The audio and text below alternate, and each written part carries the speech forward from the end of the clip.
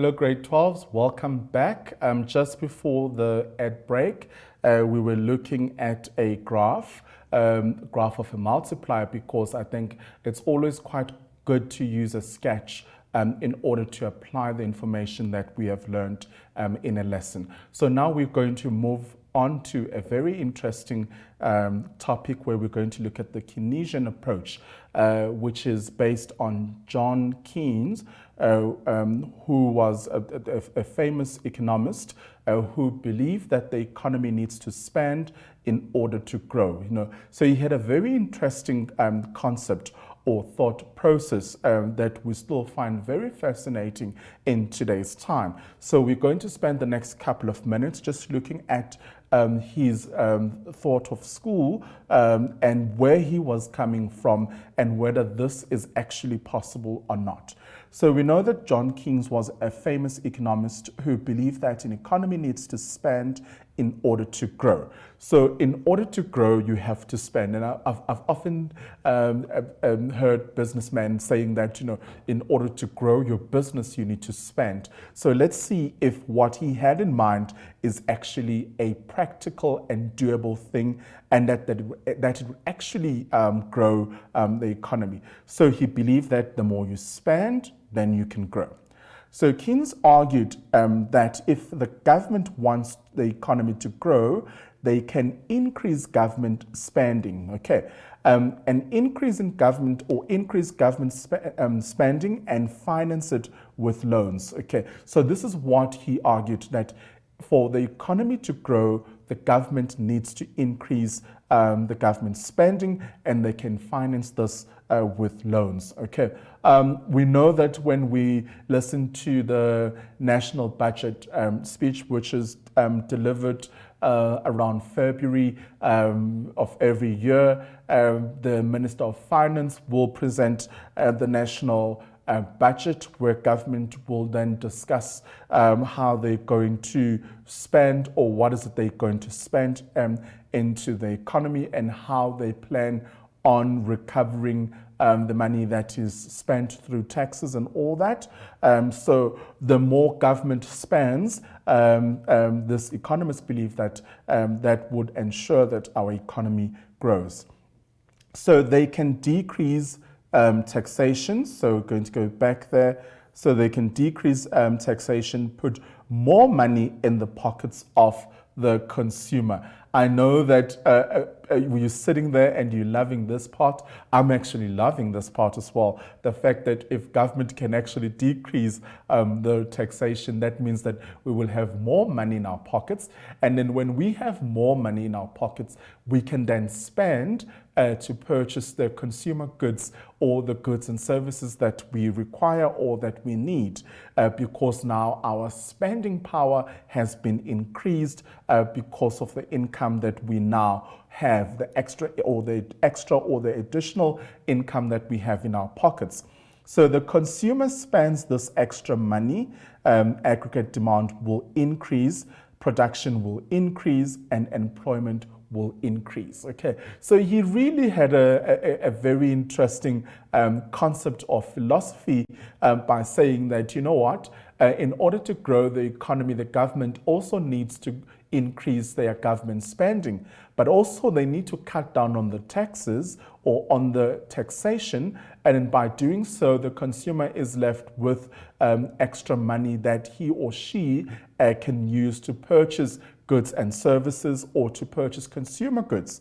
And then this will result in more spending, which will increase the aggregate demand, and then also production will increase and employment also will increase. Okay, so it's quite an interesting thought process, which does come across as something that's practical and doable, and that is something that would actually encourage more spending from consumers, because they have more income and therefore they would want to purchase more consumer goods and also purchase goods and services that they need.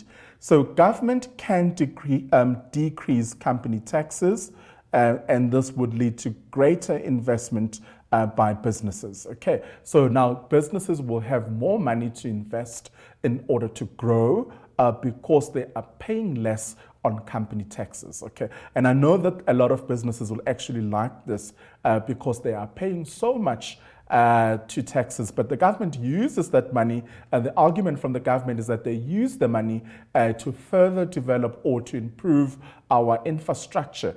And they say, you know, the cost of sourcing certain raw material is quite expensive, and what they don't have available in the country, they will have to import from other countries. So that increases the amount of money that they have to spend on projects. Hence, later on, we will look at the cost-benefit analysis, which is also a very interesting topic in economics, and we will look at that in the next coming lessons. Okay, so government can decrease company taxes, and also this will lead into greater investment. Okay, so that sounds like a good plan because companies could invest more money, and then that will help them grow as well. Okay, so that is the philosophy or the thought process that he had in mind. So when we look at his approach, we'll look at, you know, how government can actually increase their spending. By doing so, they will grow the economy, and then if they cut down or they decrease the taxation of both households and businesses as well, that will help create more economic activity, and then consumers will have extra money and they will spend that extra money, and that will increase the aggregate demand, production, and also the employment will increase. Okay, so now it's time to sum up our lesson. So we're going to recap on some important concepts that we learned during this lesson. Okay, so in this lesson, we covered the following concepts. We looked at the multiplier effect, okay, the situation where a change in spending causes a disproportionate change in the aggregate demand and hence the level of aggregate income. So the fact that, you know, when you spend your money becomes the next person's income.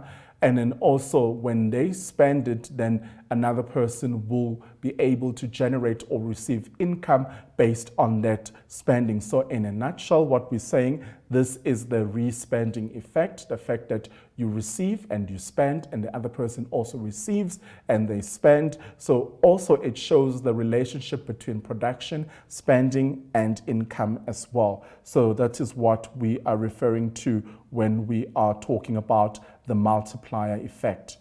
Moving right on, so the multiplier itself, remember you need to be able to explain or give a definition of what a multiplier is, and also be able to plot a graph on the multiplier like I showed you earlier on, and explain what happens when there is a change in investment in the multiplier, what movements are going to occur in terms of the equilibrium and the income as well. Now, the multiplier, the number by which the change in the initial spending or withdrawal must be multiplied to determine the resulting change in income of the economy.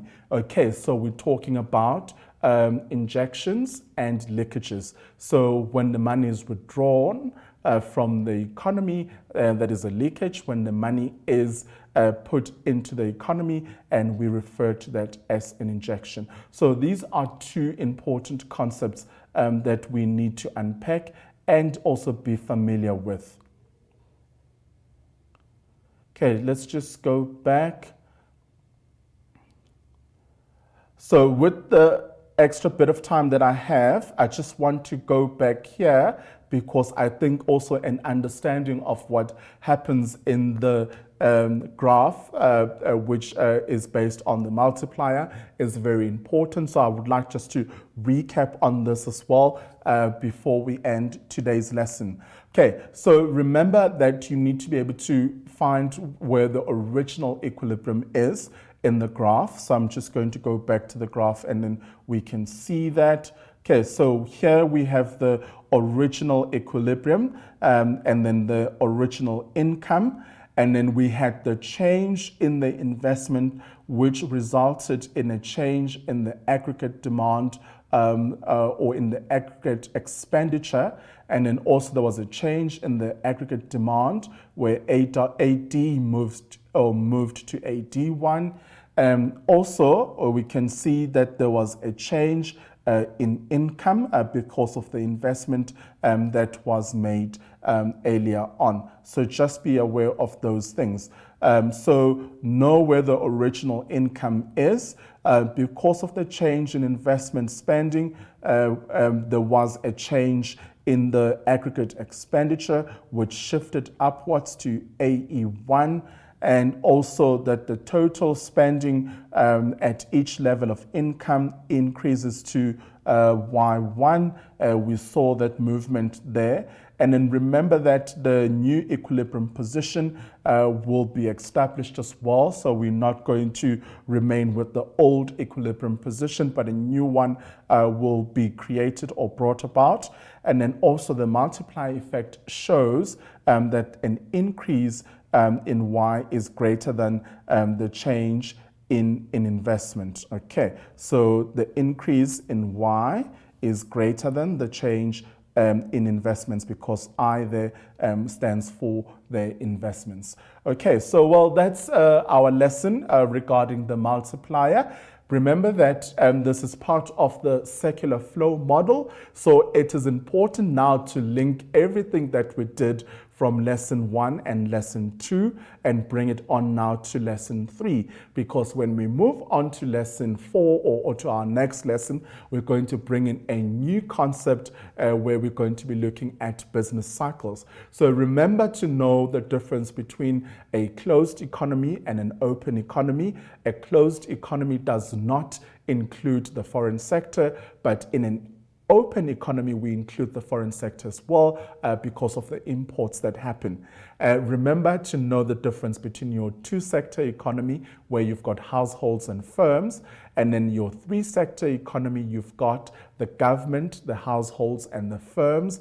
And then also in the four-sector economy, you've got government, you've got households, you've got firms, and now you've got the foreign sector because you are now looking at the imports. So it's important to understand that as well. And then also know the symbols that are used when we are plotting a graph or a sketch, whether it is for the circular flow model itself or for a multiplier. So it's important to understand how income is represented, how investments are represented, how government spending is represented. So all of that plays a very important role when you are now doing the practical examples in class.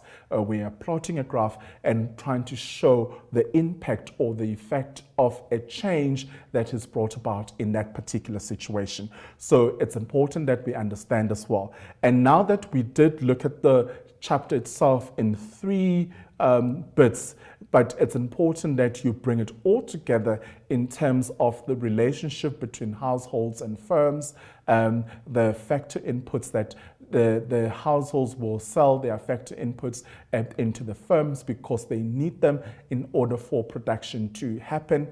And also, I need to emphasize on the importance of that relationship between production, spending, and income, because in order for us to understand the circular flow, we've got to understand this relationship that exists between production, spending, and income.